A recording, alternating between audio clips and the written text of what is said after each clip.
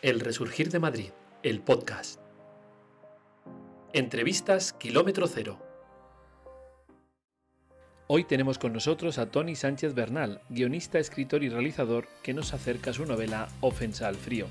Se trata de un thriller trepidante que no te dejará parar de leerlo y que además se ambienta en una casa vieja de la Sierra de Madrid. Un emplazamiento que se convierte en un protagonista más y donde ocurren sucesos difíciles de explicar. Apenas es medianoche y no piensa más que en matarse. El cómo hacerlo es lo que le corroe la vida. Siente un tumulto de hormigas moviéndose bajo su piel y toda botella de ron que se ha pimplado no ha servido para detenerlas. ¿Será estrechando una cuerda en su cuello, rajándose las venas en la bañera, o se encerrará en el coche, tapar el tubo de escape y a dormir? Así empieza Ofensa al frío, la primera novela de Toni Sánchez Bernal. Toni, bienvenido al Resurgir de Madrid. Muchas gracias por este espacio y este tiempo. Y gracias a ti por empezar esta entrevista leyéndonos las primeras líneas de Ofensa al frío, tu primera novela. Antes sé que publicaste no ficción, pero esta es tu primera novela. ¿De qué va Ofensa al frío, Toni? Pues Ofensa al frío nos presenta a Alba y a Miguel, un matrimonio destrozado después de la pérdida de su hija. Ya apenas son unos extraños, no mantienen ninguna relación, ni física ni emocional. Sin embargo, están obligados a vivir juntos. Sus vidas dan un vuelco cuando se ven implicados en un crimen del cual se convierten en los principales sospechosos. Pero no pueden demostrar su inocencia de ninguna de las maneras. O sea, un thriller con muchos tintes también de misterio, entiendo, ¿no? Con una parte también, sin ánimo de destripar, un poco cercano a lo misterioso, paranormal, quizá, a la hora de hacer una novela como esta. ¿Cuánto hay de realidad y cuánto de inspiración?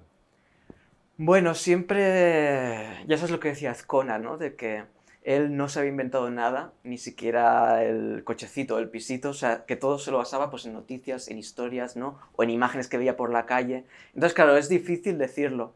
Sí que es verdad que Ofensa al frío parte de una búsqueda, una respuesta, y es que varios años antes incluso de tener la idea para la novela, pues hubo en mi círculo más cercano un matrimonio joven que perdió a su hijo y pues bueno, de camino al tanatorio, con mi pareja yo tuve una fase un poco desafortunada, lo reconozco, porque hice el comentario de, bueno, esta pareja en 2 telediarios va a romper, ¿no? Porque es un dolor tan grande la pérdida de un hijo. Además es algo que suele suceder, Y ¿no? como aún son jóvenes, les ves que, bueno, que van a acabar rompiendo, ¿no? Porque también, bueno, es un poco el cliché que has visto en muchas películas, En muchas y en películas, novelas. totalmente. Sin embargo, mi pareja me dijo, no, yo creo que al revés, ¿no? Creo que el dolor les va a hacer más fuertes y van a seguir hacia adelante con aún lazos más poderosos.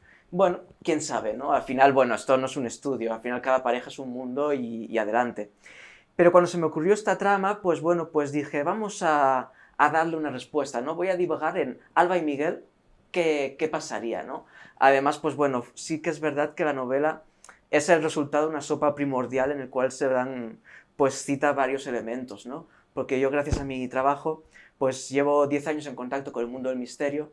Entonces, pues bueno, me pasaba que la seriedad con la cual estos profesionales, investigadores parapsicológicos y gente del espiritismo, trataban el contacto con el más allá, yo no lo veía reflejado en las ficciones que veía o leía. Y eso me generaba un poco de frustración, ¿no? Porque yo no soy un gran believer, pero claro, pues aprendes a respetar a estas personas, ¿no? Y siempre decía, ostras, qué pena que no haya una gran historia de ficción que dé un poco de seriedad a este tema, ¿no? Que no se vaya con la pirotecnia tan gratuita. Y pues bueno, pues cuando se me ocurrió la historia, adopté esa responsabilidad sobre los hombros, como quien dice. Oye, me llama la atención porque tu trabajo, dices, durante estos 10 años relacionado con el misterio. Cuéntanos, ¿cómo ha sido esa relación con el misterio tuya? Bueno, pues empieza un poco desde muy escepticismo, porque bueno, pues al final yo no estaba nada dentro de este mundo, más allá de las 2 o 3 películas de terror que hayamos podido ver todos, ¿no? Pero como que no me creía absolutamente nada. Ojo, sigo sin creerme, o sea, sin ser un gran believer, como te he dicho antes, pero bueno, sí que es verdad que conoces a gente a la cual emprendes a respetar y a decir, ostras, pues no me está mintiendo esta persona, ¿no? Que me está contando en el backstage, no en una conferencia o en un curso ante el público, ciertas experiencias. Y bueno, sí que es verdad también que hay que estar, ¿por qué no?, un poco, bueno, pues abierto, ¿no? Abierto de mente a que igual no todo lo que existe es esto que podemos tocar tú y yo, sino que igual pues hay algo más, ¿no? Pero también porque al final la ciencia va evolucionando año a año. Entonces, pues bueno, lo que ahora igual no entendemos, nuestras generaciones posteriores seguramente igual sí, y será tan fácil como pues para nosotros ahora encender una bombilla. Totalmente. Imagínate que hubiera pensado un hombre del Renacimiento si hubiera visto un cohete llegando a la Luna, ¿no? Por supuesto, por supuesto. O sea que totalmente de acuerdo en ese sentido. ¿Y tú a título personal has tenido alguna experiencia relacionada con el misterio? ¿Tienes te ha pasado algo en primera persona? A ver, me lo preguntan mucho, ¿no? Porque claro, es verdad que cuando estás cerca de estos profesionales, pues hay un poco el morbo, ¿no? El morbo en cenas de amigos o ahora en entrevistas con la novela. He de decir que no gran cosa, o no mucho, o no grandes cosas que se puedan contar así, que puedan resultar muy llamativas, pero bueno, sí que es verdad que, por ejemplo, pues estuve en la grabación de una investigación parapsicológica en el Andén Cero, aquí en Chamberí, y bueno, pues igual es la sugestión, pero sí que, bueno, pues pasan cosas, ¿no? Porque, por ejemplo, los profesionales pues pusieron maquinaria en los pasillos que detectaba, pues, las fluctuaciones de la temperatura o los movimientos. Y estábamos a solas, ya eran como las 2, 3 de la mañana, cuando ya no pasaba el metro. Apagaron las luces y solo nos guiábamos por la mirilla de la visión nocturna de la cámara. Entonces, pues bueno, sí que es verdad que de repente en la otra punta de la estación saltaron las máquinas de detección de movimiento, ¿no? Pero claro, eso al final puede ser una rata. Bueno, puede ser. Puede ser, pero el susto no es lo que quita nadie, ¿no? Siempre habrá quien te diga, no, la máquina no detecta algo como una rata, tiene que ser algo más poderoso. Puede ser que no. Sí que es verdad que en la cámara surgieron cosas extrañas. Esto suele pasar mucho cuando grabas a gente del espiritismo, ¿no?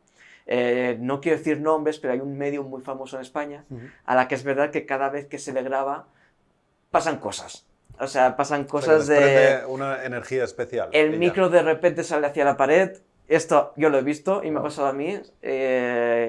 Pero claro, puede ser una explicación de que simplemente pues O sea, tú sigues buscando el punto racional. Sí, y yo creo que también es sano, ¿eh? También es sano buscar siempre un poco con los pies en el suelo, ¿no? Porque también es muy fácil en este mundillo, que ya te digo, yo no pertenezco a él, yo estoy desde la barrera, pero es fácil ver personas que de repente todo es misticismo y todo es resultado de presencias. Y no, yo creo que también es saludable pues tener los pies en el suelo y decir, a ver qué puede haber pasado. El cable del micro estaba en tensión y un mal movimiento, igual tú no lo has visto, pero el conferenciante se ha alisado la camisa, yo qué sé, o sea, buscar un poco... Totalmente, esa explicación que también es más humana, más mundana, ¿no? Yo creo que es necesario. Oye, Toni, tú además de escritor, que obviamente hoy venimos a hablar contigo por esa faceta de escritor, pero te has dedicado al mundo de la cinematografía, has hecho cortos, has hecho guiones. ¿Qué parte de esa, vamos a decir, valga la redundancia, parte tuya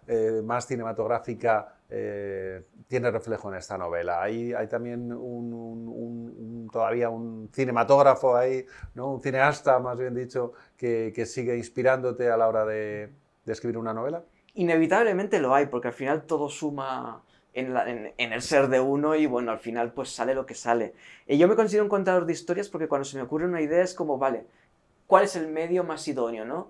Yo enseguida, en cuanto se me ocurrió Ofensa al Frío, vi que era una novela. Una novela por no solo la gran cantidad de acontecimientos que quería recoger, que eso podrías decir, bueno, podrías hacer una serie. Sí, vale, es verdad. Pero también por un estilo, ¿no? Un estilo...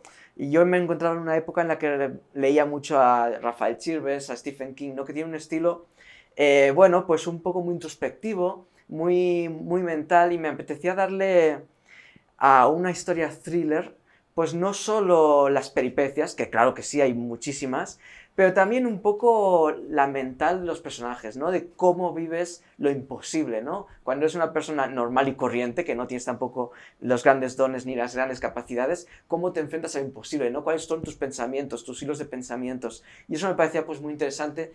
Y entonces vi claro que Ofensa al Frío tenía que ser pues una novela sí o sí. Ahora, como hablábamos antes, ¿no? De empezar a grabar, igual esta misma tarde se me ocurre una idea y digo, no puede ser una novela, tiene que ser pues un corto, un videoclip. Oye, pues igual es una audioserie, ¿no? Ahora que también están de modas, pues puede ser. Oye, ¿y te imaginas Ofensa al Frío en la gran pantalla? ¿O... Sí, claro. A ver, es verdad que escritor de hoy en día no le gustaría, ¿no? Al final creo que hace ilusión. Obviamente también es verdad que es una ayuda pues, a darte a conocer, porque bueno, pues tiene más visibilidad hoy en día en el tablero público el cine que la literatura, por desgracia es así. Entonces, pues bueno, sí, y no lo veo tan descabellado que en un futuro veamos Ofensa al Frío convertido en serie o en película, y ya cada cual lo que vea.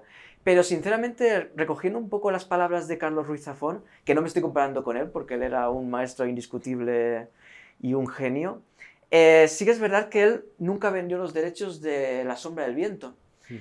Imagínate las ofertas que recibió, ¿no? Porque es la novela en español más vendida después del Quijote. Sin embargo, él nunca las vendió, siempre se mantuvo en sus 13. Y claro, la respuesta que daba, el razonamiento era que la historia ya es esta, ¿no? O sea, que ahora va a venir otra persona y va a contar la misma historia de otra manera. La historia de La sombra del viento es esta, ¿no? En 500 páginas, las que sean La sombra del viento. Y entonces, pues me pasa un poco eso. Es como, ¿te haría ilusión? Sí, claro. ¿Sería un apoyo a tu carrera? Por supuesto. Pero creo que la historia de Ofensa al Frío es esta. Estas 504 páginas, ¿no?, que presento ahora en las librerías. Oye, tú que has tenido o has tocado las dos vertientes, ahora escritor de una novela y has hecho guiones. ¿Cuáles son las diferencias maestras de escribir un guión y de escribir una novela? Para ti, las más básicas, las más... Claro, en guión te quedas pues en lo externo, ¿no? En las peripecias. Por ejemplo, esto es un ejemplo un poco burdo, ¿no?, pero que se ve en las clases, y mira, es un ejemplo que le pasó a una amiga, de que escribió una novela diciendo que un guión cinematográfico, donde en la descripción ponía, le gustaban las maderas recién hechas, y es como, ¿y esto cómo se ve en pantalla? ¿Sabes? O sea, claro, tú tienes que poner entonces un diálogo de la protagonista diciendo, es que me encantan las maderas recién hechas, o yo qué sé, otra manera, ¿no? O un bocadillo en la pantalla. Tienes que buscar la manera de hacer entender ciertas cosas que en la novela no. Entonces, pues bueno, es verdad que el guión tiene este plus de tener que ver las cosas externas. Sin embargo, la novela también es más bonita quizá, bueno, son medios distintos, que tiene más el mundo interno. Cada vez menos, eso es verdad, sobre todo en las novelas que están destinadas al gran público, es verdad que cada vez menos se dedica espacio a la mente de los protagonistas, ¿no? Entonces las barreras son cada vez más difusas. Pero son lenguajes muy distintos, ¿no? De hecho, Rodrigo Cortés lo decía hace poco, de que para él es como aprender a nadar o tocar la guitarra. O sea, que realmente la gente da por hecho de que si escribes novelas puedes pasar al guión, o si escribes guiones puedes pasar a la novela, ¿no? De hecho, en el mundo literario hay un poco de desdén a los que hemos estudiado guión, ¿no? Sí. O hemos escrito guiones porque, esto de pasar a la novela, y es normal. Pero son lenguajes totalmente distintos, no tienen nada que ver, nada que ver. Si tuvieras que elegir uno de los dos. Ahora mismo, a esta hora, a este día, te digo que novela. ¿Qué novela? Sinceramente. Pero sí que es verdad que es otro medio como otro. Y también hay historias que son mejores para el cine, las cosas como son, ¿no? Las historias con más acción hay que reconocer que queda mejor en el cine, porque una novela con mucha acción al final se hace un poco bola, ¿no?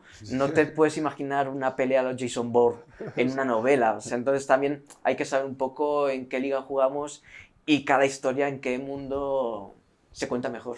Ofensa al Frío. Tiene como lugar de desarrollo la Sierra de Madrid. ¿Por qué Madrid, Tony? ¿Por qué Madrid? ¿Porque vives aquí por alguna inspiración especial? ¿Por qué? Bueno, pues tan fácil como porque, bueno, me llegó más o menos recién llegado a Madrid la idea, y bueno, pues te pilla en esa época donde los fines de semana vas de excursión, ¿no? Donde tal fin de semana pues vas a un museo, y entonces pues yo creo que cuando se me ocurrió la idea, pues igual el fin de semana anterior había ido a Cercedilla, ¿no?, por ejemplo, y pues bueno, pues en un principio siempre te lo imaginas ahí, y es después cuando dices, no, ya con el tiempo ya buscaré en qué sierra es mejor, ¿no? Pero con el tiempo ya es que es la Sierra de Madrid, la Sierra de Madrid, la Sierra de Madrid, y ya pues bueno. Y también porque me gusta escribir de sitios que conozco, ¿no? También hay escenas que transcurren pues en Casa de Campo o en Callao mismo. Y claro, me gusta un poco escribir de lo que conozco. Sé que hay autores que pueden escribir de Minnesota sin haber conocido Minnesota, pero a mí no se me da bien eso. Encuentro que respeto mucho a la gente que lo hace, pero a mí no se me da bien. Y también tiene un factor porque a nivel lector me ocurrió que recién llegaba a Madrid, por casualidades de la vida, no fue algo buscado, acabé leyendo varias novelas que transcurrían en Madrid. Y además novelas que no decían como, bueno, transcurre en Madrid y ya está. No, sino además novelas como, por ejemplo, Música para feos, de Lorenzo Silva, que decía, no, los protagonistas quedan en tal calle, o van a tal hotel, o van a cenar a tal restaurante que realmente existe. Y como estaba recién llegado a Madrid, casi que me sirvió de guía de viaje para conocer la ciudad en la que me hallaba. Bueno. Y eso me pareció muy bonito, ¿no? Entonces es como que si la siguiente novela, imaginémonos, transcurre en Tarragona, en mi ciudad natal, pues me gustará poner calles que existan, ¿no? Sí, Y para que el lector, ¿no?, sienta también esa conexión. me ¿no? da este plus. Aunque no conozcas Madrid, creo que te da esa sensación de realismo de decir, ah, vale, pues no sé qué es Callao, ¿Y cuántos pero sitios? me gusta, Y, ¿no? Y quizás hasta la googleas, Callao, ¿no? Y ves totalmente, fotos. eso te iba a decir. ¿Cuántos sitios se han descubierto gracias a, ¿no?, a novelas que al final dices, tengo que ir a este sitio? Claro. Sí, sí, sí, como quien va a Notting Hill buscando la puerta azul. Totalmente. Todos lo hemos hecho, los que hemos ido a Londres. Totalmente, totalmente. Oye, Tony, ¿qué parte de...? Porque al final Ofensa al frío es un thriller, es un thriller, tiene una conexión también, como decíamos, con lo misterioso, pero por la parte más policial, ¿has buscado asesoramiento, casos reales, asesoramiento policial, esa parte más thriller? Pues mira, he de decir que no tengo asesoramiento de policías, porque claro, ahora estamos tú y yo hablando aquí, la ha publicado la novela Planeta, y qué bien, ¿no? Pero si nos retrotraemos al Tony, que empieza a escribir diciendo esto se va a quedar en el cajón, Claro. sinceramente no tengo el valor de contactar con la policía y, oye, perdonad, ¿me podéis abrir? ¿Podéis hablar conmigo? No, no lo vi. Lo que pasa es verdad que soy un gran devorador de novelas policíacas y además, repito, policíacas españolas. Entonces es verdad que cuando llevas pues tantos años pues leyendo policíacos españoles, coges un poco la jerga, el modus operandi, ¿no? Es verdad que hay que estar en constante aprendizaje, porque esto, la tecnología sobre todo, está, bueno, a una velocidad endiablada, pero sí que es verdad que para esta novela solo me he servido de las grandes lecturas durante años, años y años. También me tranquilizó un poco esto Domingo Villar, ¿no? El autor que nos dejó hace año y medio, creo, que él, imagínate, tiene una trilogía fundamental de los policíacos y una gran obra maestra como es El último barco, y él lo decía, ¿no?, que nunca había hablado con un policía, que incluso cuando se había hecho famoso le habían ofrecido pues enseñarle cómo es un calabozo, cómo es una comisaría por dentro, y que él no lo había visto necesario. Yo no estoy tanto ahí, es verdad que para las siguientes novelas sí que quiero que se respire más verdad aún, pero creo que en esta ocasión me ha salido bastante maquillable. Pero es que además comparto y concuerdo contigo totalmente que dónde encontrar mejor inspiración que en otros libros, ¿verdad? Claro. También al final buscas la verosimilitud, que no es realismo, ¿no? Porque escribir un libro policíaco de no ficción periodístico como Homicidio, ¿no?, del creador de The Wire, está muy bien. Pero al final lo importante es la verosimilitud, ¿no? O sea, es verdad que hoy en día, después de CSI, todos sabemos, ¿no?, ciertas cosas, ¿no? La lámpara ultravioleta que ve el semen, siempre hay semen en todos lados, ¿no? Y esas cosas. Pero, hombre, sin caer en cosas descabelladas que ya todos sabemos, pero es verdad que yo creo que al final lo importante es la verosimilitud. Cierto. Ofensa al frío, primera novela.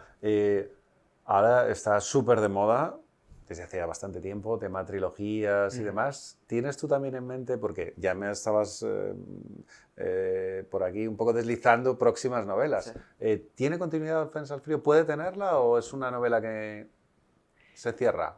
Pues es autoconclusiva, esto sí que lo quiero decir para tranquilizar un poco a los lectores, ¿no? Porque yo soy el primero que a veces es como, te interesas por una novela y te dicen, no, es que espero una saga de 7 libros, y dices, madre de Dios, pues me espero a que salga el séptimo, ¿no? Y después ya los leo, no sea que se estropea a partir de la tercera novela. Entonces, no, es autoconclusiva.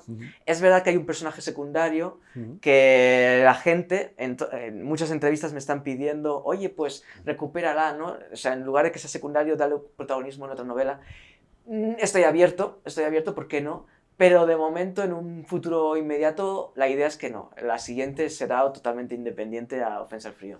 Tony, y para esta gente que pueda estar escuchándonos o viéndonos y diga, pues a mí me apetece muchísimo escribir o he escrito, pero no sé cómo dar el paso. Esta es tu primera novela publicada, aunque publicaste no ficción. Entiendo que el proceso, y más para que te publique un gigante como Planeta, es complicado, hay que tocar muchas puertas, hay que dar muchas vueltas, hay que tragarse muchos sapos, ¿o no ha sido tan complejo el llegar a ese punto? ¿O tu faceta igual como guionista también te ha podido ayudar o otras facetas de la vida? No, la verdad es que he llegado de la manera más sencilla a priori, pero también más complicada, porque no conocía absolutamente a nadie del sector de la literatura, ni a ningún editor, ni a ningún community manager de una editorial, ni siquiera escritores, no tengo ningún padrino dentro, tampoco tengo, yo que sé, pues 1 millón de seguidores en YouTube como para que me publiquen por mis seguidores, ni soy presentador de televisión, ni soy actor, o sea que... Forma clásica. Soy como la esperanza, ¿no? La esperanza Eso de es. autor anónimo que escribe una primera novela y se la publica un gran sello. Sí que es verdad que es un camino muy lento y de tener que soportar muchos no's, de tener que, bueno, pues que... mucha resiliencia, porque al final, pues es fácil... Cuando, repito, no estamos tú y yo aquí hablando, decir, bueno, he tenido que soportar unos noes, ¿no? Pero bueno, estamos aquí ya contentos. Pero no, cuando estás en tu casa, ves que nadie se interesa por tu historia y demás, es muy fácil que se quede finalmente en un cajón, ¿no? O sea, O un punto de lucha y de resistencia total. Sí, no abandonar.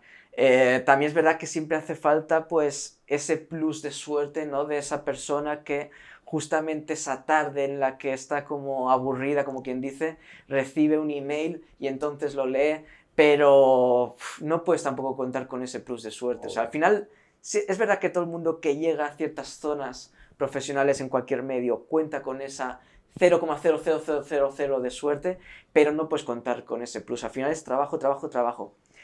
Claro, ¿cómo haces para que a alguien que no conoces le mandas un email al info arroba, que es el email que nadie lee y que nunca te responden? El email horrible de info Y arroba. que sea el email de entre 1 entre 1000 que leen y te responden. Pues bueno, pues currándote primero el manuscrito, ¿no? La historia, no presentar una primera versión burda, currándote también el email, porque bueno, te harías cruces que hay gente que manda un email diciendo, no conoces a la persona y, hola, aquí adjunto el email, el manuscrito, y es como, bueno, chato, pero ¿quién eres tú? ¿De más. qué va un poco, no? 2 líneas de storyline, ¿de qué va tu manuscrito? Totalmente. ¿Por qué me contactas a mí, ¿no? O sea, es decir, yo soy un editor famoso, puedes suponer que ya soy famoso, pero ¿por qué me contactas justamente a mí y no al fulanito de al lado, que también es súper famoso? Totalmente. Entonces, bueno, también yo creo que hace falta ese plus de trabajo de campo, de saber a qué puertas Los pequeños llamar, detalles. ¿no? Claro, si una editorial publica novela histórica, pues chato, no le presentes una comedia romántica, porque aunque sea muy buena tu comedia romántica, publica novela histórica. Entonces, pues bueno, tienes que saber un poco... buscarte un poco las habichuelas, ¿no? Desde luego. Oye, Tony, antes de pasar a otra parte que es más personal y que nos interesa conocer sobre ti, quería preguntarte por esa relación tuya también, esa parte como cineasta y que también tiene que ver un poco con lo que habíamos hablado antes de la hipótesis o posibilidad de que Offense al futuro vaya a la gran pantalla y sobre todo desde un punto de vista de opinión, ¿no? Estamos viendo que la gente consume todo súper rápido. Obviamente esto es un problema de cara a ti como autor, ¿no? Sí, al final la gente tirarse muchas horas consumiendo un libro es muy complejo, la sociedad se está cambiando mucho. Pero desde el punto de vista cinematográfico también está habiendo profundos cambios, la gente ya no va ni a las salas de cine, cada vez se vacían más y más y más, incluso las grandes plataformas que habían inundado el mercado con películas y series, la gente también los está dejando de ver. ¿Hacia dónde crees que va todo esto? ¿Hacia un consumo de cosas súper quita y pon? ¿Qué opinión tienes tú en ese sentido? ¿Cómo ves el mundo del cine, también de la literatura dentro de 4, 5, 6, 7 años? Yo no soy muy optimista, sinceramente, porque además, bueno, también por las obras cinematográficas que a mí me cultivaron, ¿no? Están muy alejadas de lo que hay hoy en día. Sí que es verdad que se busca un acelero, ¿no? Que ya incluso los trailers tienen un mini trailer al principio, ¿no? Para que la gente no abandone. O los hermanos Russo que han dicho que su versión que han producido de Hércules va a ser para la generación TikTok, con estilo TikTok, y es como, pero nos estamos volviendo locos, ¿no? O gente que le gusta el cine pero no ve a Tarkovsky en pantalla, o sea, en tu tele. O sea, tampoco no estoy diciendo que te esperes a que lo ponga el cine de Doré, sino en tu tele. No, en el móvil, Tarkovsky, ¿no? Entonces como, wow, ¿por dónde empiezo? Claro, todo esto va en contra de la introspección, siempre, del lenguaje audiovisual, ¿no? Centrándonos un poco en el cine, que es un poco tu pregunta, afecta al lenguaje audiovisual inevitablemente, ¿no? Por ejemplo, principios como Érase una vez en Anatolia, de Nuri Bilge Ceylan, que ganó en Cannes un premio, creo que el premio del público, mejor guión, sería imposible, ¿no? Porque empieza con un plano general, está amaneciendo o atardeciendo, ahora no recuerdo, y los faros de un coche que se van acercando, ¿no? Y finalmente se acercan. Claro, es un plano general hermoso, precioso, Increíble. pero que dura, pues no sé cuántos minutos, un par buenos. Será imposible. La gente lo apaga. Claro, en un futuro será imposible. De hecho, también hay un miedo en Hollywood, ¿no? Centrémonos en Hollywood porque al final es lo que consume el gran público, ¿no? El espectador medio. Hay un miedo al silencio, si te fijas. En las nuevas superproducciones, empezó un poco Christopher Nolan haciéndolo, y en Dune ya es un despiporre, hay música constantemente, siempre. Total. O sea, baja, sube, pero siempre hay banda sonora. Claro, porque yo lo veo en mis padres, ¿eh? O en amigos, que en cuanto les pones una película donde no hay música constantemente, ¡qué lenta! ¡Me aburro! Y claro, dices, chato, nunca has visto una película tú lenta, ¿sabes? O sea, nunca has visto La Hamaca Paraguaya, que es una película que es todo el rato en plano general, ¿no? O nunca has visto a Sokurov, eso es lento. Claro, ¿qué quieres? ¿Solo Marvel? Con todo el respeto hacia Marvel y que yo soy espectador de Marvel. Pero al final es como... Qué triste, ¿no? Que solo pueda música constantemente y la cámara moviéndose constantemente, porque al final eso también va en contra del lenguaje. El Padrino, por ejemplo, que es quizá la película más perfecta de toda la historia, aunque por desgracia hay generaciones nuevas que ya no han visto El Padrino ni la quieren ver, porque ya es cine clásico, ¿no? Y uy, qué miedo. Pero El Padrino es un prodigio de calcular cuándo hay que poner un primer plano o cuándo hay un traveling. Creo que en la primera película solo hay un traveling. Pero ¿cuándo es? Cuando Michael se siente, pues, Michael Corleone, ¿no? Entonces, claro, tiene sentido que la cámara se mueva y el espectador, aunque no es consciente de, vale, la cámara se mueve, dice, ostras, Michael ha aceptado su destino, ¿no? En cine clásico lo vemos mucho, ¿no? ¿Cuándo hay un primer plano? Cuando realmente tiene que haber un primer plano. Sin embargo, ahora, como también las generaciones están vistas pues para que lo vean todo en el móvil, todo tiene que ser primeros planos. Eso se ve mucho en las series de Netflix. Todos primeros planos, de vez en cuando algún plano conjunto, ¿no? Pero ya un plano general abierto, bonito, hermoso y bien currado, no. Atrapado por su pasado, donde tenemos esa escena preciosa de Al Pacino viendo desde un tejado a su amor haciendo clases de ballet, ya no sería posible, ¿no? Porque es un plano que respeta el punto de vista de Al Pacino. Claro, ahora ya el punto de vista también, con esta realización tan ecléctica, se va al garete. O sea, ya no hay puntos de vista en las series de Netflix, ni siquiera en el cine estadounidense, ¿no? Porque es como, vamos a rodar con 20 cámaras y después el montaje vemos. O sea, ya también el papel del director ha desaparecido, o está desapareciendo, por desgracia. Y es muy triste, ¿no? Porque tú ves cine comercial, no nos tenemos que ir muy atrás, de hace 20 años o 18 años, y ves que hay directores de cine comercial, pero directores, con una mirada. Sin embargo, ya no. Por ejemplo, mira, cine de superhéroes, ¿vale? En la primera de X-Men hay un momento donde Pícara se sube con Lobezno al camión y le dice, ¿te duele cuando salen las garras? ¿No? Y hay un trasfoco a la mano que está conduciendo, otro trasfoco a Pícara. Ya no hay tampoco ese tipo de lenguaje visual.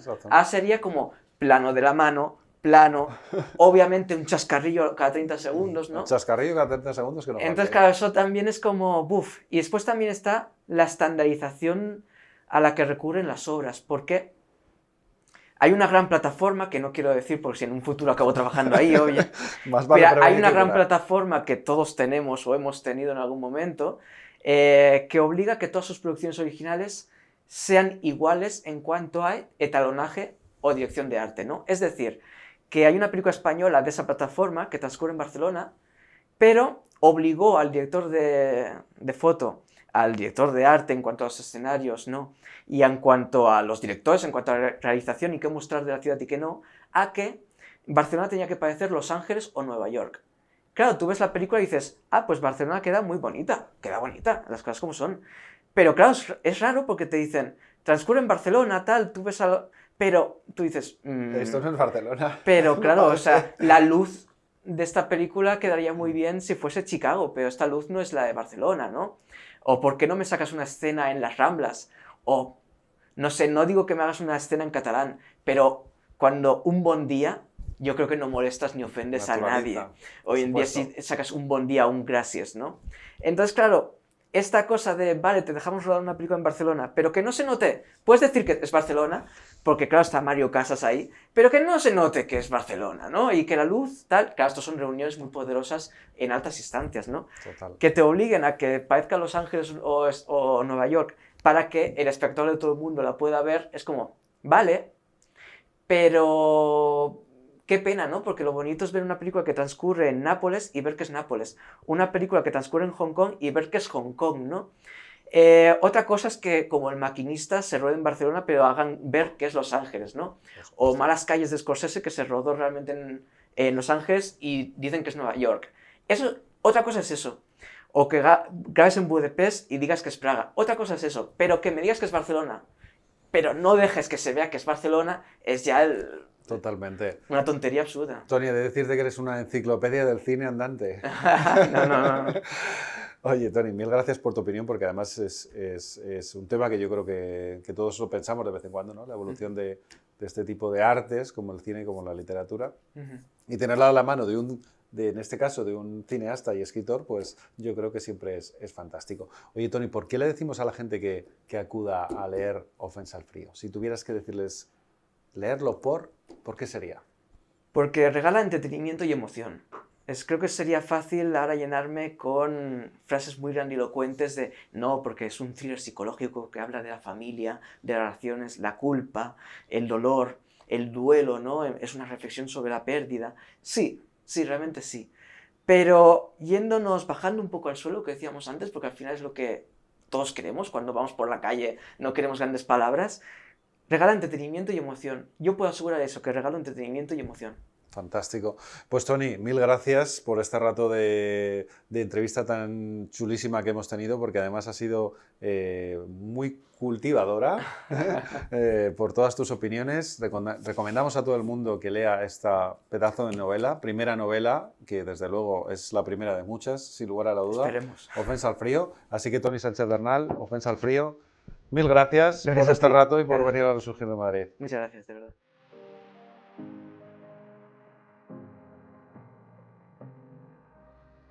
El Resurgir de Madrid, el podcast.